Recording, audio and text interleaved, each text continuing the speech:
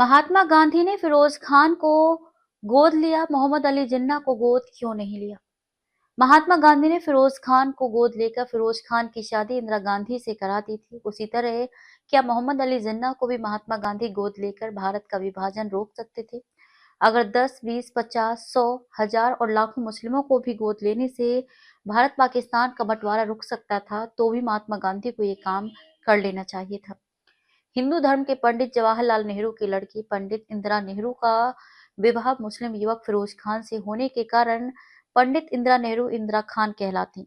लेकिन महात्मा गांधी के फिरोज खान को गोद लेने के कारण फिरोज खान फिरोज गांधी कहलाने लगे और इंदिरा खान इंदिरा गांधी। भारत का प्रधानमंत्री बनने और हिंदू मुस्लिम और भारत पाकिस्तान की नफरत को जिंदा रखने के लिए दूसरे प्रधानमंत्री लाल बहादुर शास्त्री की हत्या ताशकंद समझौते में करवाने के बाद पंडित इंदिरा नेहरू, जो शादी के बाद इंदिरा खान बन गई थी, जो इंदिरा गांधी कहलाने लगी थी, भारत की तीसरी प्रधानमंत्री बन गई थी। पाकिस्तान में मोहम्मद अली जिन्ना 1947 में प्रधानमंत्री बना और भारत में पंडित जवाहरलाल नेहरू के बाद लाल बहादुर शास्त्री के 19 महीने प्रधानमंत्री रहने के बाद 1966 में मुस्लिम फिरोज खान की पत्नी इंदिरा खान प्रधानमंत्री बन गई, जो इंदिरा गांधी कहलाती थी। 1976 में आपातकाल के दौरान इंदिरा खान, जो इंदिरा गांधी कहलाती थी, की सरकार ने 42वें संशोधन अधिनियम के माध्यम से भारतीय संविधान की प्रस्तावना में धर्मनिरपेक्ष और समाजवादी शब्द जोड़े थे। इस संशोधन से भारत एक संप्रभु लोकतांत्रिक गणराज्य है को बदलकर भारत एक संप्रभु समाजवादी धर्मनिरपेक्ष लोकतांत्रिक गणराज्य है किया गया। इस 42वें संविधान संशोधन के माध्यम से फिरोज खान, जो फिरोज गांधी कहलाने लगे थे, उनकी पत्नी, जो शादी के पहले पंडित इंदिरा नेहरू थी और शादी के बाद इंदिरा खान, जो इंदिरा गांधी कहलाती थी, उन्होंने अपने बच्चों संजय खान, जो संजय गांधी कहलाते थे, और राजीव खान, जो राजीव गांधी कहलाते थे, दोनों को भविष्य में मुस्लिम होने के बावजूद भी प्रधानमंत्री बनाया जा सके, ये उसकी पहले से की गई तैयारी थी। बाद में राजीव खान, जो राजीव गांधी कहलाते थे, भारत के प्रधानमंत्री भी बने।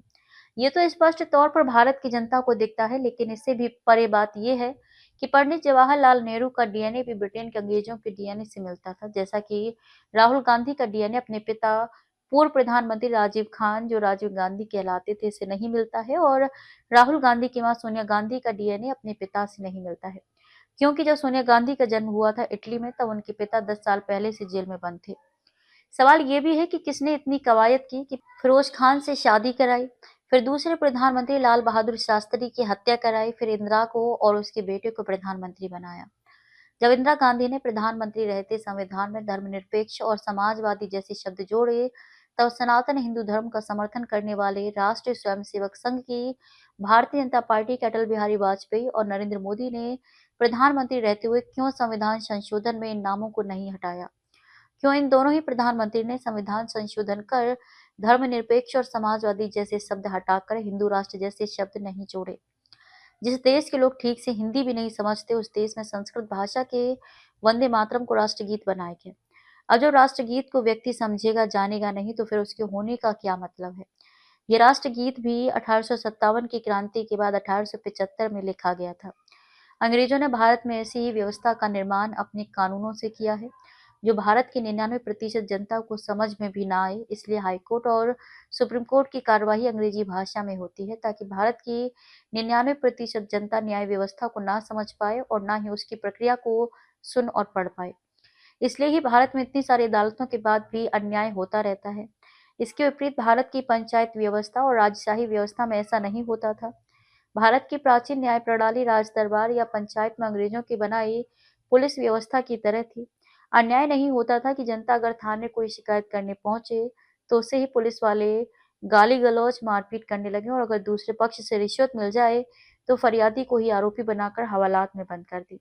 यहाँ तक ही भारत की जनता के साथ अन्याय हो तो भी ठीक है, लेकिन इसके बाद न्यायालय में बैठे न्यायाधीश भी पुलिस के बनाए निर्दोष आरोपी को बिना एक शब्द पूछे जेल भेज देते हैं। फिर उस निर्दोष व्यक्ति को जमानत कितने दिन, महीने या साल में मिलेगी, ये भी किसी को नहीं पता। जेल में जाते ही निर्दोष व्यक्ति के साथ भी अपराधियों जैसा व्यवहार होने लगता है। सरकारों ने 78 साल बाद भी जेलों में कोई व्यवस्था नहीं बनाई, इसलिए जेल में जहां एक हॉल या बड़े कमरे में सैकड़ों कैदियों को बंद रखा जाता है, वहां हर तरह के अपराधी अपने अपने प्रोडक्ट की मार्केटिंग करते हैं। हथियार, गांजा, चरस, अफीम, सुपारी, किलर सब अपने अपने प्रोडक्ट और सर्विस के दाम एक दूसरे को बताते हैं और कब कहाँ कितना माल चाहिए, ये सौदेबाजी भी करते हैं। मतलब सरकार ने अपराधियों और गैरकानूनी काम करने वाले लोगों के लिए जेल को सेल्स और मार्केटिंग का अड्डा बनाकर रखा है। आज 2025 में भी ऐसा इतिहास के जानकार सूत्र बता रहे हैं। खबर को शेयर फॉरवर्ड कर पूरे विश्व में पहुंचाकर विश्वगुरु भारत में सहयोगी बनकर बिना वर्दी के सैनिकों की तरह आप भी अपना कर्तव्य निभाइए। देश और दुनिया की ताज़ा और विशेष खबरों के लिए पढ़ते और देखते रहिए। भारत से अंग्रेजों के 1860 के भारतीय दंड संहिता के कानून बदलकर 2023 के भारतीय न्याय संहिता के कानून 1 जुलाई 2024 से शुरू करवाने वाले सैनिक गर्जना समाचार पत्र और सैनिक गर्जना न्यूज चैनल। नमस्कार।